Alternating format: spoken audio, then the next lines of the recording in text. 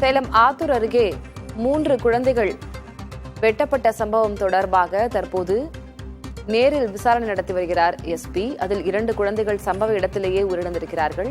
ஒரு குழந்தையும் அதன் தாயும் மருத்துவமனையில் தற்போது அனுமதிக்கப்பட்டு அவர்களுக்கு சிகிச்சை நடைபெற்று வரும் நிலையில் கைரேகை நிபுணர்களும் மாவட்ட எஸ்பியும் அங்கு ஆய்வில் ஈடுபட்டிருக்கிறார்கள். கூடுதல் விவரங்களை வழங்குவதற்காக செய்தியாளர் ரவி இணைகிறார்.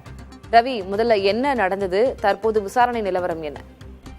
திலகவதி, அதிகாலையில் நடைபெற்ற இந்த சம்பவம் தொடர்பாக காலை முதலே இந்த பகுதி மட்டுமல்லாமல் சேலம் மாவட்டம் முழுவதும் இது தொடர்பான தகவல் பரபரப்பை ஏற்படுத்தியுள்ளது. இரு குழந்தைகள் சம்பவ இடத்திலேயே, அதாவது அருள் பிரகாஷ், வித்யாதாரணி, அந்த 2 குழந்தைகளும் உயிரிழந்திருக்காங்க.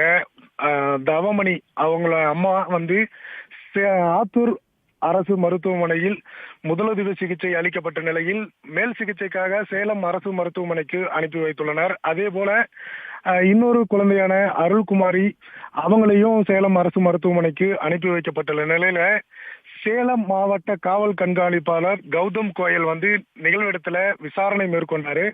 தொடர்ந்து ஆத்தூர் டிஎஸ்பி சதீஷ்குமார் தலைமையிலான போலீசாரும், தலைவாசல், ஆத்தூர், வீரகனூர் உள்ளிட்ட காவல் நிலைய ஆய்வாளர்களும் நிகழ்விடத்துல விசாரணை மேற்கொண்டு வராங்க. அது மட்டும் இல்லாம சேலத்திலிருந்து கைரேகை நிபுணர்கள் வரவழைக்கப்பட்டு தடயங்களை சேகரிக்கும் பணியிலையும் போலீசார் தற்போது ஈடுபட்டு வராங்க. திலகவதி, விவரங்களுக்கு நன்றி ரவி.